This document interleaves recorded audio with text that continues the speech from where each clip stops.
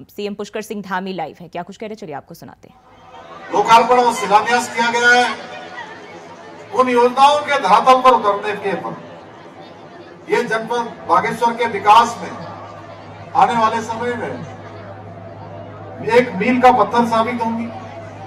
इन योजनाओं के द्वारा न केवल इस क्षेत्र का विकास सुनिश्चित होगा, बल्कि आने वाले समय में हमारे जो नौनिहाल है, हमारी जो नई पीढ़ी है, उन सबको भी इन सब का लाभ मिलने वाला है। आज इस कार्यक्रम में विभिन्न महिला समूहों द्वारा जो स्टॉल तथा प्रदर्शनी लगाई गई है, जहां इनमें एक और हमारे देश के यशस्वी प्रधानमंत्री आदरणीय नरेंद्र मोदी जी द्वारा दिए गए आत्मनिर्भर भारत के मंत्र को धरातल पर उतारने का कार्य कर रहे हैं। वही हमारी जो मातृशक्ति है, उनकी प्रतिभा और कौशल से सभी को परिचित कराने का काम हो रहा है। हम उत्तराखंड राज्य के निर्माण में हमारी मातृशक्ति द्वारा किए गए योगदान को कभी नहीं भूल सकते। आज हमको ये राज्य प्राप्त हुआ है तो हमारी मातृशक्ति के द्वारा जो आंदोलन किया गया था, वो आंदोलन चाहे वो खटीमा का गोलीकांड हो, मसूरी का गोलीकांड हो या रामपुर तिराहा का संघर्ष हो, हम उसको कभी भुला नहीं सकते हैं। ये आप ही लोग ही हैं जो अपने परिवार का ही नहीं बल्कि अपने समाज और अपने प्रदेश के हितों का भी ख्याल रखती हैं। मेरा मानना है मातृशक्ति के सहयोग के बिना किसी भी समाज या किसी प्रदेश देश का विकास संपूर्ण नहीं हो सकता है। यही कारण है हमारी संस्कृति में अर्धनारीश्वर की कल्पना की गई है और कहा गया है यत्र नारस्तु पूजयन्तु रमन्त्र तत्र देवता।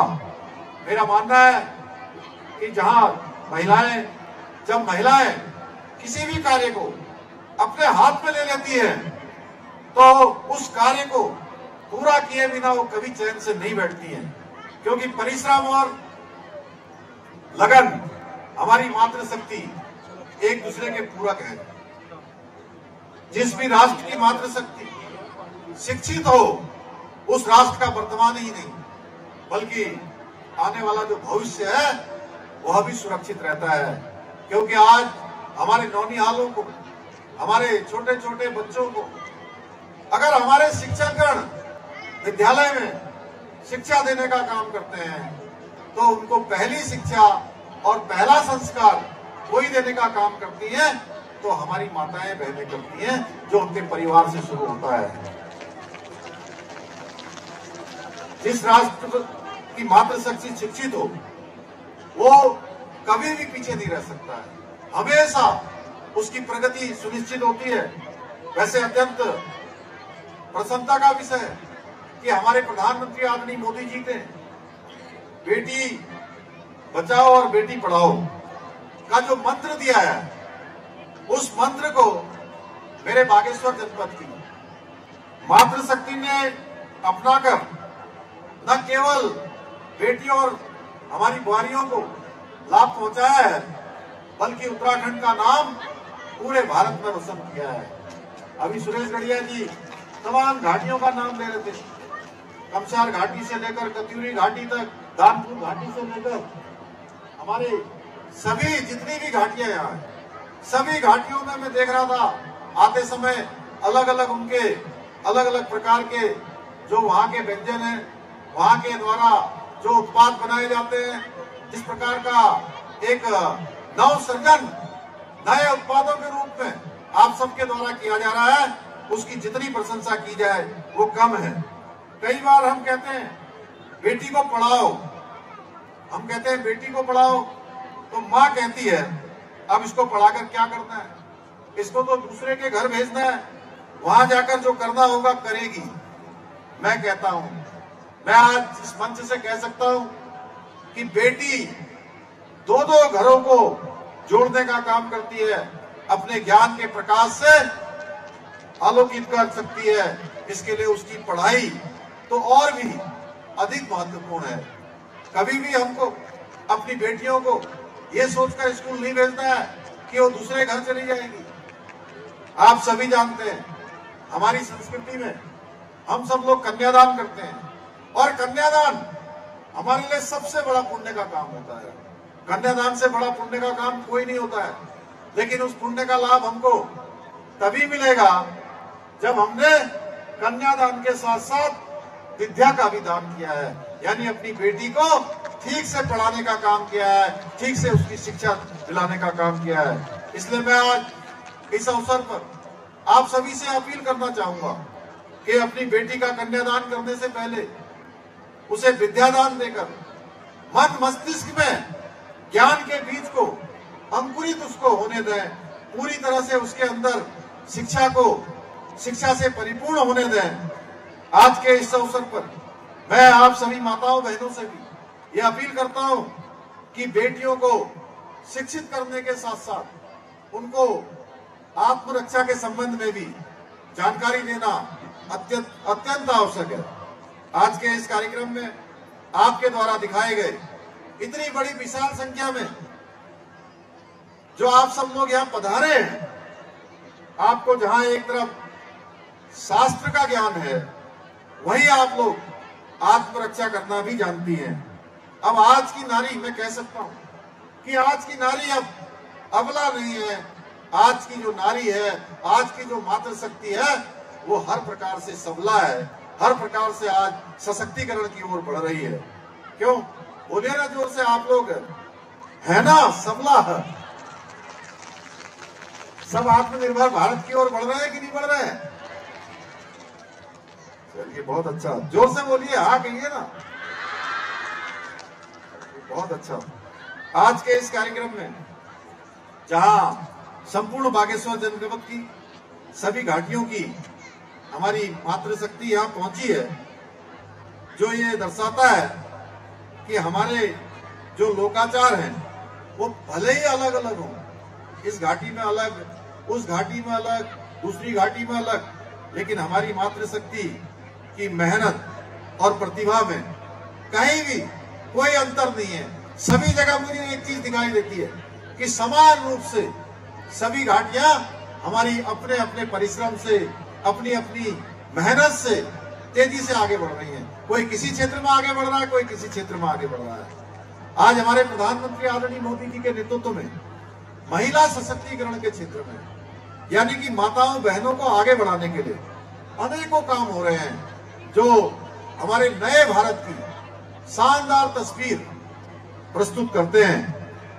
आप सब जानते हैं हमारे प्रधानमंत्री जी ने महिलाओं को सुविधा के साथ सुरक्षा का सिद्धांत अपनाकर महिला सशक्तिकरण के क्षेत्र में अनेकों क्रांतिकारी बदलाव किए हैं। ऐसे क्रांतिकारी बदलाव किए हैं जो आजाद भारत के इतिहास में पहले कभी नहीं हुए थे।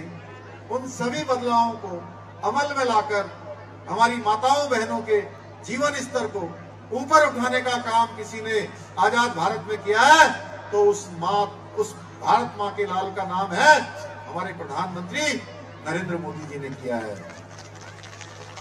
आज गांव-गांव में हमारी मातृशक्ति के लिए शौचालय बनाए गए हैं, बिजली, गैस, पानी जैसी अनेक जो सुविधाएं हैं, उन सुविधाओं से जुड़ने का काम हुआ है। बेटियों के लिए स्वास्थ्य, शिक्षा, पोषण, टीकाकरण, दूसरी आवश्यक जरूरतों पर भी सरकार पूरी संवेदनशीलता से काम कर रही है। यह हमारी प्राथमिकता है कि हमारी मातृशक्ति को आगे बढ़ाना है। आज देश भर में स्वयं सहायता समूह से जुड़कर हमारी जो मातृशक्ति है, महिलाएं हैं, वो आत्मनिर्भर बन रही हैं। उत्तराखंड में भी हमारी महिला स्वयं सहायता समूह की बहनों ने प्रत्येक क्षेत्र में बहुत शानदार काम किया है, बहुत अच्छा काम किया है। और मैं आप सबको बताना चाहता हूं कि मैंने देखा है, क्योंकि अनेक जो कार्यक्रमों में मातृशक्ति के बीच में गया हूं, तो हमारी मातृशक्ति ने, आप जैसी माताओं बहनों ने गांव के सामान्य परिवेश में रहकर ऐसे ऐसे शानदार उत्पादों का निर्माण किया है। नए नए उत्पाद बनाए, हथकरघा के क्षेत्र में बनाए, खाने पीने के क्षेत्र में बनाए, तमाम प्रकार के जो बुनाई सिलाई के क्षेत्र में बनाए। वो बड़ी बड़ी जो बहुराष्ट्रीय कंपनियां हैं, जिसको अंग्रेजी में कहते हैं मल्टीनेशनल कंपनियां, उन मल्टीनेशनल कंपनियों को भी फेल करने का काम किसी ने किया है, उनसे भी अच्छा उत्पाद बनाने का काम किया है, तो हमारे उत्तराखंड की माताओं बहनों ने बनाया है। भाइयों बहनों, हम हमारे प्रधानमंत्री जी के मार्गदर्शन में प्रदेश की महिलाओं को मजबूत और आत्मनिर्भर बनाने के लिए हर संभव प्रयास कर रहे हैं। इस प्रक्रिया के अंतर्गत जहां हमने उत्तराखंड की जितनी भी सरकारी नौकरियां हैं, उन सभी सरकारी नौकरियों में 30% का आरक्षण हमारी माताओं बहनों के लिए विधेयक लाकर विधानसभा में सुनिश्चित कर दिया है कि हर क्षेत्र में हमारी माताओं बहनों को 30% का आरक्षण मिलेगा। इसके साथ साथ मुख्यमंत्री नारी सशक्तिकरण योजना, मुख्यमंत्री महालक्ष्मी योजना, लखपति दीदी योजना, मुख्यमंत्री अमृत आंचल योजना, मुख्यमंत्री स्वरोजगार योजना, मुख्यमंत्री नैनो योजना, मुख्यमंत्री अल्पसंख्यक मेधावी योजना, नंदा गौरा मातृबंधन योजना और महिला पोषण अभियान जैसी अनेक योजनाएं हमने प्रारंभ की है। मैं आप सबको बताना चाहता हूं, जब से मैंने मुख्यमंत्री के रूप में आप सबकी सेवा का दायित्व संभाला है, तब से मेरा प्रयास रहा है कि प्रदेश की जनता के हितों के लिए जो भी आवश्यक कदम हो, बिना देरी से हम उनको उठाएं। और इस क्रम में अनेक चुनौतियां हमारे सामने आई हैं। अभी भी आप लोग देख रहे होंगे, जितनी भी चुनौतियां आती हैं, जितने भी रास्ते रोकने के प्रयास किए जाते हैं, भाइयों बहनों, हमारी माताओं बहनों के आशीर्वाद से, उत्तराखंड के बड़े बुजुर्गों के मार्गदर्शन से हमने संकल्प लिया है, जो भी उत्तराखंड राज्य के हित में जो भी फैसले लेने होंगे, हम उन फैसलों को लेने में 1 मिनट की भी देरी नहीं करेंगे। चाहे कोई मामला हो, कितना भी कठिन से कठिन मामला हो, राज्य के हित में हम लगातार आगे बढ़ेंगे। हमारे प्रधानमंत्री जी का हमको पूरा आशीर्वाद है। हर समय उनका उत्तराखंड के साथ एक विशेष रिश्ता है। उन्होंने हमेशा उत्तराखंड की सभी योजनाओं को स्वीकृति प्रदान की है।